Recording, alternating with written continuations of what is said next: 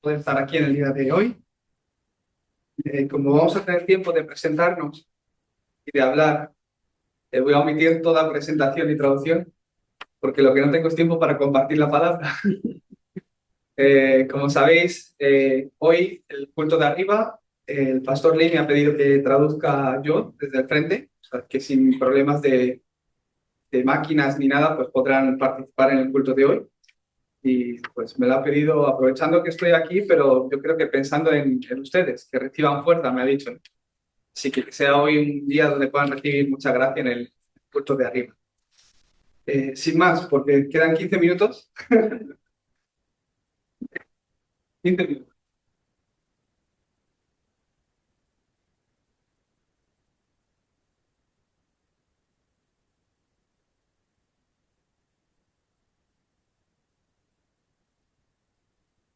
El título es un poco largo, pero muy importante. Es el itinerario necesariamente fundamental por el cual el creyente ha de pasar en nuestras vidas, ha de tener en sus vidas.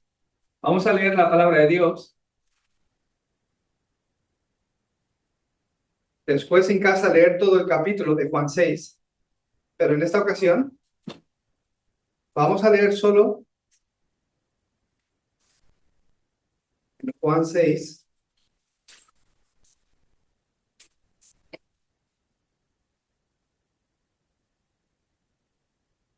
Vamos a leer solo el 14 y el 15. Conocemos bien esta escritura, está hablando sobre el milagro de la alimentación de los 5.000, donde Jesús da de comer a, a 5.000 hombres, multiplicando los panes y los peces. Y al final, en el 14 y el 15, dice la palabra del Señor, aquellos hombres, después de todo milagro, aquellos hombres, entonces, viendo la señal que Jesús había hecho, dijeron, este verdaderamente es el profeta que había de venir al mundo.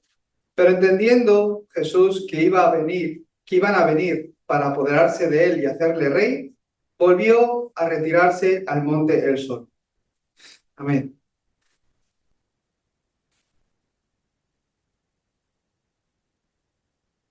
Jesús es el Cristo.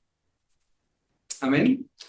Todos lo conocemos bien, pero muchas personas están buscando en creer un tipo de Jesús. Hay un tipo de Jesús en quien yo quiero creer, un tipo de Jesús que yo quiero encontrar, pero más importante aún es que hay un Jesús en el que usted ha de creer. La mayoría de las personas, como estos hombres que aparecen aquí, habían conocido un tipo de Jesús, quieren creer en un tipo de Jesús, pero más importante aún es que hay un Jesús en quien yo tengo que creer. Podemos ver que hemos leído que después de haber comido de los panes y los peces multiplicados, muchos querían hacer a Jesús rey. ¿Por qué? Porque habían entendido que Jesús era el Cristo, el Hijo del Dios viviente. Porque habían entendido que a través de Jesús, quien era el Mesías, el Salvador, había venido y podían recibir la salvación. No, sino porque si hacemos rey a un hombre como este, que hace milagros que solo Dios puede hacer, vamos a vivir toda la vida sin hambre. Hagamos rey a este hombre que puede multiplicar los panes y los peces. Entonces no tendremos hambre nunca más. Si este tiene este poder, nos podrá librar de la esclavitud, nos podrá librar de Roma. Están creyendo en un Jesús que ellos quieren creer, no en el Jesús que necesitan creer, ¿verdad? ¿Qué quiere decir? El no creyente no entiende estas palabras. Por eso, en la enfermedad, ¿qué significa creer en Dios? ¿Por qué creen en Dios? Buscando una sanidad. Porque tienen hambre, que es el Evangelio, que son las buenas nuevas. Comida, ¿verdad? Porque tienen frío, calor, porque les falta dinero o pobreza. Quiero un Dios que me dé dinero. Basado en un problema, quiero un Dios que solucione o que cambie mi situación. Esta circunstancia o este es el Jesús en quien yo quiero creer. Pero ¿qué nos dice la Biblia? además de esto, son dificultades y problemas, más que el Jesús en quien yo quiero creer, hay un Jesús que yo necesito creer. Hay un Jesús que Dios me ha dado. Todos vivimos con una realidad. De verdad, Jesús es el Cristo, el Hijo del Dios viviente. Confesamos esto, ¿verdad? Solucionador de todos los problemas, ¿verdad? Pero en muchas ocasiones, aunque lo creemos, aunque sabemos que Cristo es la respuesta, que Jesús es la respuesta a nuestras vidas, nos cuesta hacer esta confesión. ¿Por qué? Porque hay una realidad, una circunstancia, una dificultad en la que vivo hoy. Y esto, pues me hace sufrir. Es una realidad que es un problema que es visible, ¿verdad? ¿Qué significa que es visible? Que es mi circunstancia, mi situación. Que yo lo sé y que los demás hermanos también lo saben.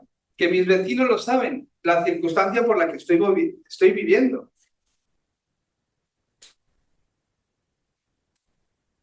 Es un problema visible.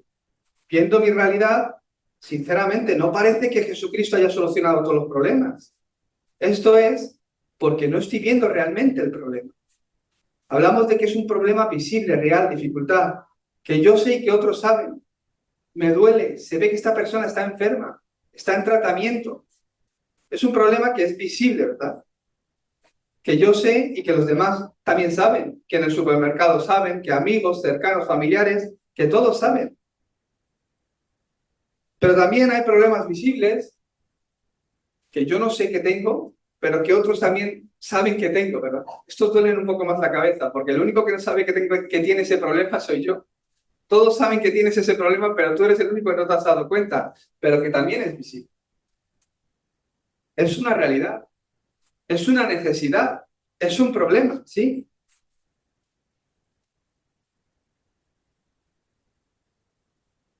Tú no sabes que lo tienes, pero la gente sabe que lo tienes y solo hablamos, Jesús es el Cristo, cree en Jesús. Pero ellos ven que en tu vida ni siquiera tampoco funciona. Y por dentro piensan, créelo tú mismo, ¿no? Recibe tú primero la respuesta. Es un problema visible. Pero también hay problemas que son ocultos, que están ocultos. Esto significa que hay un problema, pero los demás no lo saben. Yo sí lo sé que lo tengo, pero los demás no lo saben. Está oculto, pero está en mí. Problemas que están en mis pensamientos, conflictos que tengo en mi corazón. Hay mucha gente afligida con este tipo de problemas ocultos y van a trabajar todos los días y te saludan, good morning. Te sonríen, ¿no? Parece que están bien, pero dentro de ellos, en sus pensamientos, en su corazón, realmente tienen muchos conflictos y van a trabajar, van a estudiar a los colegios y nadie lo sabe. Se ve una persona normal, pero un día, por esa aflicción mental, esa aflicción que está oculta, es cuando ocurre una desgracia. Se veían personas normales, estudiantes normales, y un día una pistola empiezan a pegar tiros, ¿verdad? Está oculto, no se ve en la apariencia. No es un problema visible o físico, sino que está oculto mental. Puede que incluso nosotros nos veamos en medio de estas circunstancias o sufrimientos. Puede que haya una situación que hoy día a día me esté afligiendo. Pero no es lo mismo estar sufriendo sin tener a Cristo a estar bajo este sufrimiento pudiendo confesar que Jesús es el Cristo, el Hijo de Dios viviente. Es totalmente diferente. De verdad, puede que nuestras realidades, puede que en nuestro día a día estemos luchando con algunas dificultades, pero confiar en que no es un problema, sino que Dios quiere que en ese problema, sobre ese problema, puedas confesar que Jesús es el Cristo. Sobre todo hoy, quiero hablaros de que hay un problema, más que el visible, más que el oculto, que influencia sus vidas incluso más, que es un problema fundamental. Es el problema espiritual que hay en el hombre. En realidad, es el origen de todos los problemas. Pero desde que nacemos, es un problema que ni yo sé, y que muchos otros tampoco saben. Pero es el problema que más influye en mi vida. Es un problema del cual no te hablan en el colegio, ni te hablan en ningún otro lugar. Es un problema en el que la mayoría de las familias, tampoco tus padres te educan para que lo sepas. Pero es el mayor problema que influencia la vida del hombre. Por eso Jesús vino a esta tierra, para solucionar este problema del hombre. En realidad, ¿cómo hacemos la vida de fe? Al igual que estos hombres de los que hemos leído, vivimos nuestra vida de fe mirando mis problemas visibles y el problema oculto que yo tengo dentro de mí que los demás no saben. Este es mi título de oración, por esto vengo al culto, por esto doy culto, por esto leo la palabra, por esto espero de Dios un milagro, espero que Dios obre para que cambie esta realidad o problema visible o problema oculto. Pero en realidad hay un problema fundamental que es el origen de todos los problemas que influyen a tu vida incluso más. Este problema espiritual ni siquiera comenzó en ti, sino que comenzó desde el principio, desde que el hombre quedó separado de Dios. Separado de Dios. Desde que el hombre cayó en pecado. Y como dice la palabra de Dios, aquel que está en pecado pertenece al diablo. Aquel que practica el pecado pertenece a Satanás. Este es el problema fundamental que está en el hombre y el origen de todo sufrimiento y dolor del hombre. El hombre fue creado estar junto con Dios, a imagen de Dios. ¿Qué significa imagen de Dios? No algo físico, entendemos por imagen como una foto, ¿verdad? Como algo que se ve. Pero en realidad la palabra imagen no es esa foto, sino que es la esencia, lo que es. En Juan 4:24 dice la palabra de Dios que Dios es espíritu, por eso no le podemos ver. Si alguien le dice, mira, este es Dios, adora esto, adora esa silla, no es Dios, porque Dios es espíritu, no se puede ver a la vista. Entonces, que fuéramos creados tal cual Dios es, quiere decir que solo al hombre Dios le dio de su espíritu, sopló ese aliento de vida a través del cual fueron hechos seres vivientes. Es la característica, la diferencia entre el ser humano y cualquier otro ser vivo que también tiene emociones, su inteligencia, sus afectos, sus malos carácter, como los perros, ¿verdad? Es la diferencia. El hombre es un ser espiritual. Fue creado para estar junto con Dios y así como disfruta de estar junto con Dios, puede ser feliz y sojuzgar la tierra. Fue bendecido de esta forma. Pero podemos ver que en Génesis 3, del 1 al 5, el hombre quedó separado de Dios. ¿Qué significa que quedó separado de Dios? Como dice en Efesios 2:1, quedaron muertos espirituales. Esa muerte espiritual viene a causa del pecado. Que quedaron muertos espirituales quiere decir que el Espíritu de Dios que estaba en ellos los abandonó. Quedaron sin Espíritu de Dios, por lo que no tienen fuerza y quedaron muertos.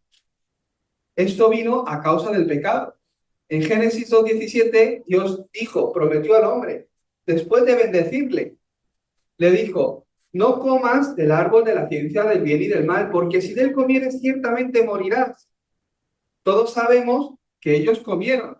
Por eso en Romanos 3:23 dicen que no solo ellos, sino todas sus generaciones, por cuanto todo el hombre, todo ser humano, todos nosotros estamos bajo este pecado que cometió Adán y Eva, estamos destituidos de la gloria de Dios, no podemos disfrutar las bendiciones de Dios. Por eso nuestra realidad, nuestros problemas ocultos y visibles, los conflictos en nuestro pensamiento y corazón, es algo que no viene por una circunstancia. A través de esa circunstancia o conflicto es que aparecen, pero en realidad he nacido con él. En otras palabras, nacemos con un problema mental. En otras palabras, nacemos en un estado en el que no podemos ser felices, el estado espiritual. Nacemos atrapados bajo este problema fundamental que ni siquiera yo cometí. Por eso hoy tienen que entender que su problema no es su problema, sino que han nacido con ese problema. Parece que no tiene nada que ver conmigo porque yo no conozco a Adán y he visto su rostro, pero es el problema que más influye en mi vida y que está en el hombre. Por eso vivimos una vida, como dice en Efesios 2:2, bajo la corriente del mundo, de este mundo, bajo la corriente de aquel que tiene la potestad del mundo, quien es Satanás. El hombre atrapado bajo la autoridad de Satanás vive una vida completamente de aflicción. ¿Quién es Satanás? Como dice en Apocalipsis 2, del 1 al 9, él es el gran dragón, la serpiente antigua, Satanás. En Isaías 14, del 12 al 14, ¿qué dice? Que él se rebeló queriendo ser como Dios. En Juan 16, 11, dice la palabra de Dios que él es el príncipe de este mundo. En 2 de Corintios 4, él dice que está operando, entenebreciendo el entendimiento de los hombres para que no lleguen a alcanzar el conocimiento de Cristo. Completamente habiendo atrapado al hombre, siendo el dueño de sus vidas. Vuestro padre es el diablo. De ahí nacemos y está obrando para que no entendamos a Cristo y podamos escapar de este problema. ¿Cómo obra? Continuamente engañándonos y haciéndonos pensar que este es el problema. Por eso el creyente viene a la iglesia para solucionar esto. Este es el Jesús en quien yo quiero creer. Pero hay un Jesús que ustedes necesitan. Ese es el Jesús que Dios envió, que vino como verdadero profeta porque estaba separado de Dios, para hacer camino para que yo me pueda encontrar con Dios. Juan 14:6 dijo, yo soy ese camino, la verdad y la vida. Nadie viene al Padre si no es por mí. Él murió en la cruz porque el problema del hombre es el pecado. Vino para hacer ese sacrificio como verdadero sacerdote. Y a través de ese sacrificio podemos ver que lo que Cristo hizo, la ley de vida que hay en Cristo Jesús, nos ha librado de toda condenación de la muerte y del pecado. No solo eso, sino que Él vino como verdadero rey. Porque el problema del hombre es que está bajo las obras de Satanás, y es Satanás quien pone ese velo para que no entendamos a Cristo y el Evangelio. Él vino para deshacer esas obras en la vida del hombre. Este es Cristo. Este es el Cristo que nosotros necesitamos y que Dios envió. Conclusión. Ya tengo que acabar. Ya, voy a usar un minuto más. No lo voy a escribir. ¿Cuál es la conclusión? Tenemos que disfrutar de este Cristo hasta el punto que ya no quede yo. ¿Por qué vivo mirando estas cosas? Al fin y al cabo es porque hay un yo, porque hay lo mío, hay un éxito que yo quiero alcanzar, un tipo de vida que a mí me gustaría tener. Pero ¿sabéis cuál es la mayor bendición de vuestras vidas? Que no quede yo, sino Dios en mí. Eso quiere decir que no sea mi plan, sino el plan de Dios en mi vida. No habrá nada mejor. Aunque tenemos nuestros planes, nunca tu plan va a ser mejor que el plan de Dios que tiene para tu vida. Hasta el punto que ya no sea lo mío, sino lo que Dios me da, la misión. Vivir con lo que Dios me da cada día, Cristo. Ahí podrás realmente encontrar la verdadera felicidad. Entonces te darás cuenta que no se trata de tu éxito, del reconocimiento o el lugar donde pueda llegar, sino del verdadero éxito que hay en Cristo. ¿Esto qué es? Encontrar ese lugar que Dios desea para mí y devocionar mi vida donde Dios quiere que yo esté devocionado.